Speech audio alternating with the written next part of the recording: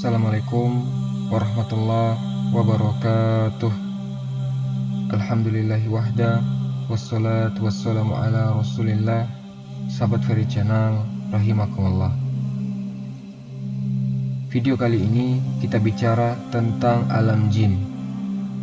Bicara tentang jin, maka Al-Quranul Karim menetapkan adanya jin. Bahkan dijadikan satu nama dalam surah Al-Quran, Suratul Jin.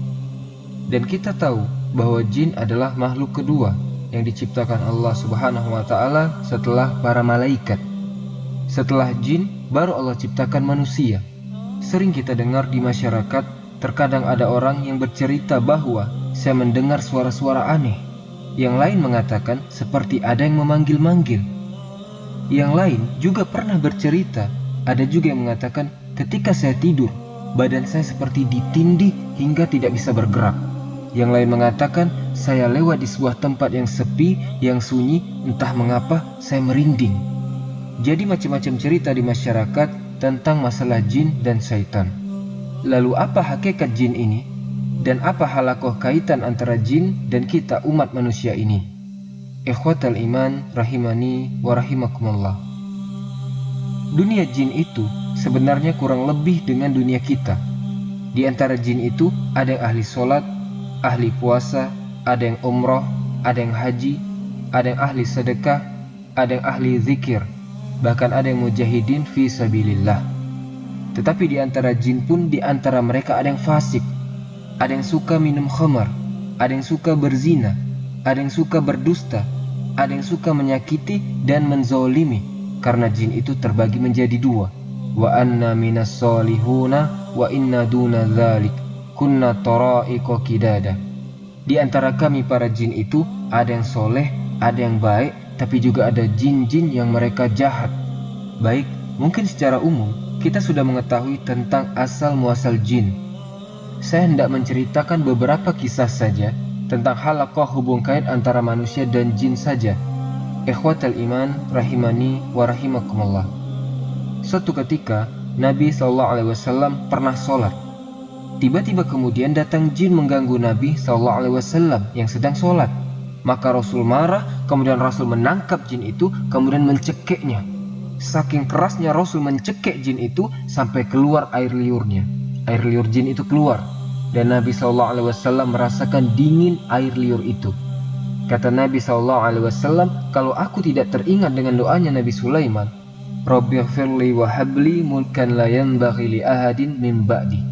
Ya Rob, anugerahkan kepadaku kekuasaan yang tidak kau anugerahkan kepada siapapun sepeninggalku. Tentu jin itu sudah kuikat di tiang masjid sehingga menjadi mainan anak-anak. Tapi karena teringat doanya Nabi Sulaiman, kulepas jin itu. Kata Rasulullah SAW. Artinya Nabi SAW mencekik jin sampai liurnya terasa dingin. Pertanyaan, bukankah jin tercipta dari api? Tapi kenapa liurnya dingin? Harusnya liurnya ini panas. Yang tercipta dari api itu asal penciptaannya, bapak moyang mereka, iblis. Tetapi anak keturunannya tidak seperti nenek moyang mereka. Sama dengan kita, bapak moyang kita, Nabi Adam alaihissalam, tercipta dari tanah. Tapi apakah kemudian ketika orang dipotong tangannya, tiba-tiba keluar tanah? Pastinya tidak. Yang keluar darah. Itu hanya awal penciptaan saja. Makanya kenapa jin juga disiksa di neraka. Ia akan merasakan sakit. Ikhwatal iman rahimani wa rahimakumullah. Mungkinkah seseorang itu melihat jin? Sebagaimana yang ma'ruf di masyarakat, orang bisa ngomong sama jin. Apakah ini benar? Maka kita katakan bahwa Allah Subhanahu wa Ta'ala berfirman, innahum yarakum min haitsu la tarawnahum. Mereka yang melihat kita. Jin yang melihat kita, kita yang tidak melihat mereka. Artinya, jin itu bagi kita alam ghaib. Jangankan jin, di zaman Nabi SAW banyak orang-orang munafik. Rasul tidak tahu siapa satu munafik itu, kecuali setelah diberitahu Allah, kemudian dicatat oleh Huzaifah ibn Yaman siapa nama-nama orang munafik di zaman itu. Kalau Allah tidak memberitahu siapa nama-nama orang munafik di zaman itu, selamanya Rasul tidak tahu mana satu yang munafik. Artinya, munafik saja kita tidak tahu ya di zaman Nabi SAW, apalagi jin. Maka seseorang kalau masuk ke alam jin, kemudian sok tahu tentang masalah jin tanpa didasarkan Al-Quran dan Sunnah, ketahuilah bahwa dia itu pendusta. Bukankah banyak tayangan sekarang seperti itu? Tangkap jin, masukkan ke dalam botol, subhanallah. Ikhwatal iman, rahimani wa rahimakumullah. Kita katakan ini dusta, ini acting saja. Kenapa kita katakan dusta? Karena Allah yang mengatakan innahum yarakum min haitsu la tarawnahum. Mereka melihat kita, kita tidak melihat mereka. Bagaimana kemudian menangkap jin, kemudian dimasukkan ke dalam botol? Sementara nas Al-Quran mengatakan kita tidak mampu melihat mereka, sementara mereka melihat kita. Tapi teman-teman, ketika di dunia kita tidak bisa melihat jin, dan jin bisa melihat kita, kelak di surga Allah balik alamnya, di mana kita bisa melihat jin, dan jin tidak bisa melihat kita. Itulah kebalikannya, dan keadilan Allah subhanahu wa ta'ala. Namun, ketika jin-jin itu tasyakul beralih rupa, maka kita mungkin melihatnya. Saya akan bercerita beberapa kisah di zaman para sahabat. Pertama, kisah Abu Hurairah radhiyallahu an. Suatu ketika, Abu Hurairah radhiyallahu an itu ditugaskan Rasul untuk menjaga Baitul Mal, menjaga pembendaharaan Baitul Mal. Rupanya, di malam itu ada pencuri masuk ke Baitul Mal mencuri gandum 1 karung. Kemudian mengangkatnya dan lari dia. Abu Hurairah melihat pencuri ini langsung dikejar dan berhasil menangkapnya. Rupanya pencuri ini orang tua dan mengatakan, "Ya Abu Hurairah, saya ini orang tua, fakir, punya keluarga, dan saya tidak mungkin mencuri karena sebuah hajat, kebutuhan, karena mereka butuh makan. Makanya aku terpaksa mencuri. Lepaskan aku, Abu Hurairah." Akhirnya Abu Hurairah karena kasihan dilepaskan olehnya pencuri ini. Keesokan harinya berjumpa dengan Rasul. Sebelum Abu Hurairah bercerita, Jibril sudah ngasih tahu dan Rasul sudah mewanti-wanti. "Ya Abu Hurairah, fa innahu sayaudu fil lail." Wahai Abu Hurairah, orang itu akan kembali nanti malam. Betul, rupanya malam kedua mencuri lagi, ketangkap lagi, minta uzur lagi, dilepas lagi. Sampai ketiga kali Abu Hurairah mengatakan, "Tidak, ini sudah ketiga kali kau mencuri. Tidak mungkin aku lepas. Akan aku hadapkan kau kepada Nabi SAW." Maka orang ini mengatakan, "Begini saja wahai Abu Hurairah, lepaskan saya. Maukah aku ajarkan kepadamu sesuatu yang kalau kau baca, setan akan lari darimu?" Kemudian orang ini mengatakan, "Ya Abu Hurairah, apabila engkau hendak beranjak ke pembaringanmu, bacalah suratul kursi. Maka tidak ada setan yang bisa mendekatimu sejak kau tidur sampai kau bangun." Habis itu Abu Hurairah melepaskan orang ini. Keesokan harinya dia berjumpa dengan Nabi SAW dan mengatakan, "Abu Hurairah, tahukah kamu, orang yang kau tangkap 3 malam berturut-turut itu," kata Abu Hurairah, "Allah wa Rasulu a'lam." "Saya tidak tahu wahai Rasul." Kata Nabi SAW, "Fa innahu syaiton." Dia adalah syaiton. Dia adalah jin yang menyerupai manusia sebagai pencuri. Sadaqaka wa huwa kadzub.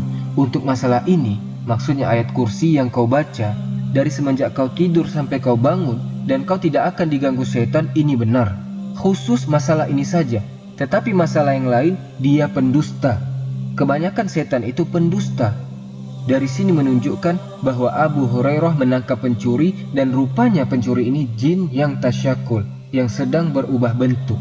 Makanya kalau seandainya ada seseorang sudah meninggal dan kemudian dia gentayangan, ada yang lihat ini bukan orang itu hidup lagi, tetapi korinnya yang gentayangan membentuk orang mati itu.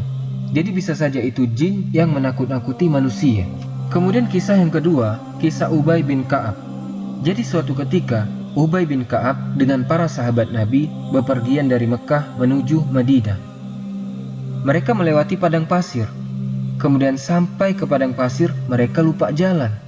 Karena zaman dulu itu tidak ada Google Maps, tidak ada kompas, hanya mengandalkan insting saja.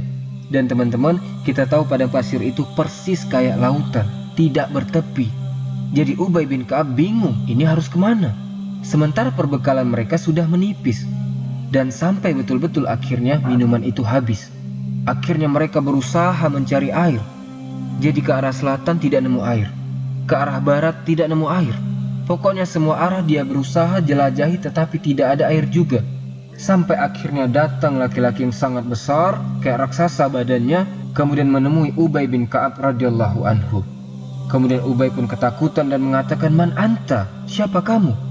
Maka orang besar tadi mengatakan, "Aku adalah salah satu di antara sekelompok orang yang pernah menemui Rasul mendengarkan bacaan Quran Nabi SAW yang disebutkan di surah Jin, Qul uhiya ilayya annahu istama'a nafarum minal jin." Ada sebagian sekelompok jin, ada yang mengatakan 7 jin datang menghadap Rasul mendengarkan Rasul baca Quran. Lah kata orang ini, yang badan besar ini, "Saya adalah jin satu di antara kelompok yang menemui Rasul, yang kemudian mendengarkan ayat Quran dan aku pun masuk Islam." Kemudian dia mengatakan, "Aku pernah mendengar Rasul bersabda, al-muslimu akhul muslim." Muslim itu saudaranya muslim yang lain. "Baik, kutunjukkan kamu ke arah di mana ada mata air di sana." Akhirnya kemudian jin ini mengarahkan, "Ambillah jalan ini wahai Ubay, engkau akan mendapatkan air." Akhirnya Ubay bin Ka'ab pun membawa para sahabatnya, kemudian mengarah ke yang ditunjuk jin tinggi besar tadi. Dia pun mendapatkan air di situ dan selamat dari kematian di padang pasir. Lihat, terkadang jin itu tasyakul, berbentuk manusia atau berbentuk yang lainnya. Ini kisah yang kedua. Kisah yang ketiga, di zaman Umar ibn Khattab radhiyallahu an. Jadi ketika para sahabat Nabi SAW berada di Yamamah ketika dalam kondisi perang, tiba-tiba salah seorang sahabat berjumpa dengan orang yang penampilannya ini aneh. Orang yang penampilannya aneh mengatakan kepada sahabat Nabi dan mengatakan, "Dari mana kalian?" Dia mengatakan, "Kami pasukan perang yang diutus oleh Amirul Mukminin Umar ibn Khattab radhiyallahu an." Kemudian sahabat ini bertanya, "Man anta? Siapa kamu?" Maka orang yang aneh ini mengatakan, "Ana minan Nahawan." Saya dari Nahawan. Tiba-tiba dia mengatakan, "Sebentar lagi kalian akan menyerbu Nahawan, kupastikan kalian akan menang. Tetapi yang memimpin perang kalian adalah Nu'man ibn Bashir. Dan dalam peperangan itu Nu'man akan mati syahid." Kagetlah para sahabat ini, belum perang, tapi dia bisa meramalkan akan menang perang. Akhirnya sahabat ini langsung lari menuju Umar ibn Khattab radhiyallahu an dan mengatakan, "Ya Amirul Mukminin, tadi saya berjumpa dengan orang yang aneh. Tiba-tiba dia mengatakan bahwa kita akan memenangkan Nahawan, tetapi Nu'man bin Bashir akan mati syahid di sana." Kata Umar ibn Khattab radhiyallahu an mengatakan, "Tahukah kamu siapa dia?" Maka sahabat ini mengatakan, "Tidak tahu wahai Amirul Mukminin." Kata Umar ibn Khattab radhiyallahu an, dia mengatakan, "Dialah Usaim baridul jin." Dialah Usaim, satu di antara dari jin-jin yang soleh. Dia pun datang kepada Umar memberitahu, artinya bahwa jin itu terkadang bertasyakul, berubah bentuk menjadi manusia. Tetapi teman-temanku seiman yang dimuliakan Allah Subhanahu wa taala, yang aneh lagi kisahnya terjadi di zaman ulama salaf. Ada namanya Imran At-Tamar. Dia adalah orang soleh. Suatu ketika dia ingin menghadiri majelisnya Al-Hasan Al-Ja'di, ulama besar. Jadi Hasan Al-Ja'di ini biasa membuka majelis setelah subuh. Orang datang dari mana-mana untuk duduk di majelisnya. Pada saat itu malam Jumat. Imran At-Tamar ini, dia takut tidak mendapatkan tempat duduk di depan. Dia datang pagi-pagi buta. Jadi jam 3 malam itu dia sudah datang ke masjidnya Al-Hasan Al-Ja'di ini. Ketika sampai di masjid, masjid ini tertutup semuanya. Tidak ada yang terbuka masjidnya. Anehnya, di dalam masjid itu terdengar suara Syekh Al-Hasan Al-Ja'di sedang qiyamul lail, sedang tahajud, dan dikeraskan bacaannya. Jadi ketika ia membaca ghairil maghdubi alaihim waladdallin, tiba-tiba terdengar suara amin, seolah-olah masjid itu penuh. Terdengar suara amin semuanya. Jadi Imran At-Tamar ini heran, ini masjid terkunci. Kemudian di dalam masjid itu Syekh Al-Hasan Al-Ja'di sedang sholat malam. Tahajud kan sepi. Ketika dia membaca waladdallin, maka terdengar suara amin yang begitu banyak, seolah-olah penuh masjid itu. Dan dia tidak berani masuk. Dia pun menunggu sampai azan fajar. Ketika azan fajar, datanglah muazin membuka pintu masjid itu. Ketika dia masuk ke masjid, rupanya tidak ada satupun orang kecuali Syekh saja yang sedang melaksanakan sholat sunnah fajar. Kaget dia, dari mana suara amin itu? Padahal dia mendengar ada suara riuh pikuk suara amin ketika Syekh sedang membaca Al-Fatihah dalam tahajudnya. Ketika dia subuh masuk ke masjid, tidak ada orang. Kemudian terpikir oleh Imran At-Tamar ini, setelah kemudian sholat subuh, kemudian mengikuti majelisnya Al-Hasan Al-Jadi, selesai pengajian, dia pun berusaha untuk menanyakan kepada Syekh. Menceritakan pengalamannya tadi subuh. Ya Syekh, semalam saya lihat masjid tertutup. Engkau sedang sholat tahajud. Kau baca Fatihah, ketika engkau membaca waladhdallin, semua mengaminkan dirimu, tapi ketika subuh aku lihat, tidak ada satupun orang yang sholat di belakangmu. Lihat jawaban Syekh ini. Dia mengatakan, ya, na'am. Karena di belakangku adalah jin minasibin. Yakhtimul Qur'ana kulla laylatal jum'ah. Jadi, setiap malam Jumat jin-jin nasibin ini datang, kemudian menghatamkan Quran di belakangku dalam tahajudku. Setiap malam Jumat mereka datang sholat di belakangku dan mengaminkan sholatku. Ikhwatal iman, rahimani wa rahimakumullah. Tetapi ada juga yang jin-jin itu yang jahat. Tidak semua jin-jin itu baik. Wa anna minas solihuna wa minaduna zalik kunna tara'iqa qidada. Jadi kami ini bertingkat-tingkat. Jadi kebanyakan jin itu memang fasik dan kufur, berusaha untuk menyakiti kita anak Adam, dan berusaha untuk menyeret kita untuk mengikuti mereka. Tetapi gangguan apapun dari jin itu tidak mungkin sampai kepada kita, kecuali memang takdir yang telah Allah catat. Makanya Allah mengatakan, wa inistama'u ala an yadurruka bi syai'in lam yadurruka illa bi syai'in qad katabahullahu alaik. Kalaulah satu dunia jin itu berkumpul hendak memberikan mudarat kepadamu, tidak mungkin mudarat itu sampai, kecuali memang sudah ditetapkan dalam takdir Allah. Jadi tidak perlu takut kita teman-teman, kalau ada dukun datang kepada kita terus mengancam akan menyihir kita. Sihir itu tidak mungkin terjadi kecuali karena izin Allah Subhanahu wa ta'ala. Dan jin itu ada titik kelemahannya. Ada sebuah kisah di zaman Nabi SAW. Imam Hakim meriwayatkan dari Ya'la bin Marrah, dari bapaknya. Dia mengatakan, aku safar bersama Nabi. Tiba-tiba aku melihat sesuatu yang sangat menakjubkan. Karena ketika di perjalanan, ada seorang wanita bersama anaknya. Anaknya ini sakit-sakitan selama 7 tahun, selalu pingsan. Kemudian siuman, kemudian pingsan lagi.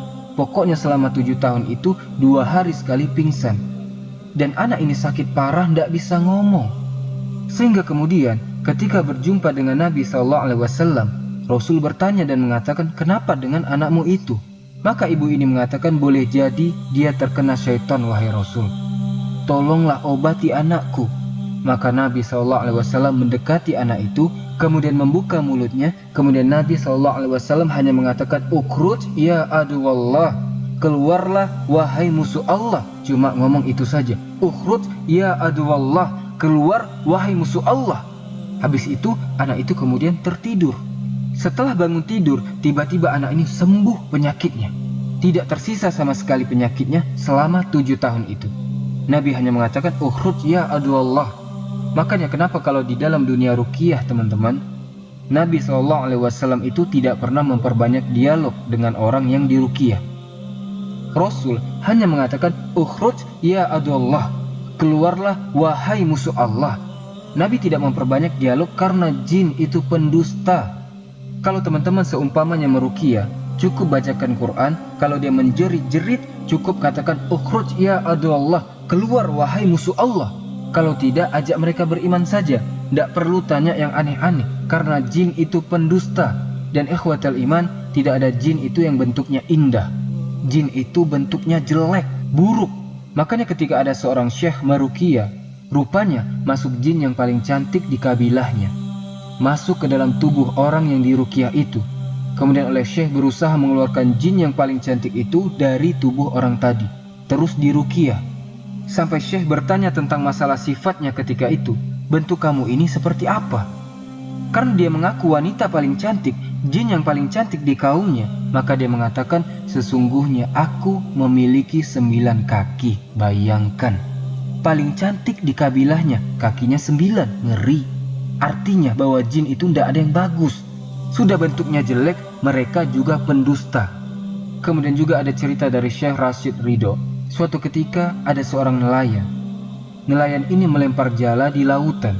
Ketika dia melempar, kemudian menarik lagi jalanya, rupanya terdengar suara di dalam lautan itu, suara aneh. seolah-olah ada yang nyangkut. Langsung ketakutan nelayan itu, akhirnya jalannya dilempar ke laut, kemudian dia pulang. Sejak peristiwa itu, sang nelayan akhirnya selalu diganggu oleh jin. Akhirnya dia sakit-sakitan sampai tidak bisa bicara. Pergi ke dokter juga tidak bisa sembuh. Kemudian, para peruqyah juga berusaha meruqyah juga tidak sembuh-sembuh. Sampai akhirnya dia datang kepada Syekh Rosid Ridho. Syekh Rosid Ridho ketika itu, ia hanya membacakan satu ayat saja. Fasayakfikahumullahu wa huwas samiul alim. Tiba-tiba kemudian semua jin yang ada di tubuhnya keluar. Dan Allah Subhanahu wa ta'ala takdirkan dia sembuh. Artinya bahwa ada jin-jin itu yang suka mengganggu manusia. Kenapa kemudian jin itu bisa masuk ke tubuh manusia sampai kemudian kesurupan? Banyak penyebabnya kata para ulama. Bisa saja karena jin itu sudah terlampau cinta dengan manusia, sehingga jin itu bisa masuk ke tubuhnya. Kok bisa dia cinta sama kita? Kata para ulama, salah satu penyebabnya adalah ketika antum masuk ke kamar mandi, kemudian lupa membaca auzubillah, berlindung kepada Allah, minal khubusi wal khoba'is. Kalau orang lupa berlindung kepada Allah dari khubusi, setan laki-laki, wal khoba'is, dan setan perempuan, maka dipastikan ketika antum telanjang di kamar mandi itu, maka aurat kita bisa dilihat oleh syaitan. Lah, orang tidak pernah sama sekali membaca doa sebelum masuk ke kamar mandi, maka dia setiap hari jin itu menonton auratnya. Akhirnya jatuh cinta, suka jin itu. Kalau sudah jatuh cinta, maka dia tidak mungkin melepaskan kita. Maka banyak kita lihat orang sudah berumur tidak mau untuk menikah, tidak hasrat dia ingin menikah. Ini salah satu penyebabnya. Maka ruqyah. Yang kedua karena dendam. Dendam itu maksudnya karena mungkin di antara kawannya dibunuh atau saudaranya dibunuh.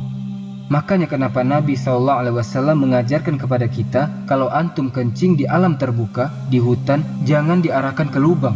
Siapa tahu lubang itu tempat bersarangnya jin. Karena jin itu kan ada 3 jenis. Ada jin yang memiliki sayap, ia bisa terbang kemana-mana. Ada jin itu yang berupa anjing ataupun ular. Ada juga jin itu yang hidup di lubang-lubang. Makanya jangan kencing sembarangan di lubang. Nanti kena kepala jin, marah dia. Makanya jangan kencing sembarangan kalau di ruang terbuka itu. Karena bisa saja kalau marah, kemudian balas dendam, masuk pula ke dalam jalan darah kita, maka kesurupanlah kita. Dan juga teman-teman, jangan buang air panas sembarangan. Takutnya jin ada di situ. Bacalah auzubillahi minasyaitonirrajim dulu, baru buang air panasnya. Ikhwatal iman, rahimani wa rahimakumullah. Maka jin-jin itu memungkinkan berbuat apa saja. Dan yang lebih bahaya kalau jin itu suruhan tukang sihir. Dia bisa membuat kita sakit, dia bisa membuat kita mati, dia bisa membuat kita bercerai dengan suami istri, dia bisa membuat kita macam-macam. Maka itu lebih bahaya lagi. Oleh karena itulah perbanyaklah memohon perlindungan kepada Allah Subhanahu wa ta'ala. Salah satunya zikir pagi petang, agar selalu dalam lindungan Allah Azza wa Jalla. Ini beberapa kisah tentang alam jin. Mudah-mudahan ada manfaatnya. Subhanakallahumma wa bihamdika asyhadu an la ilaha illa ant astaghfiruka wa atubu ilaik.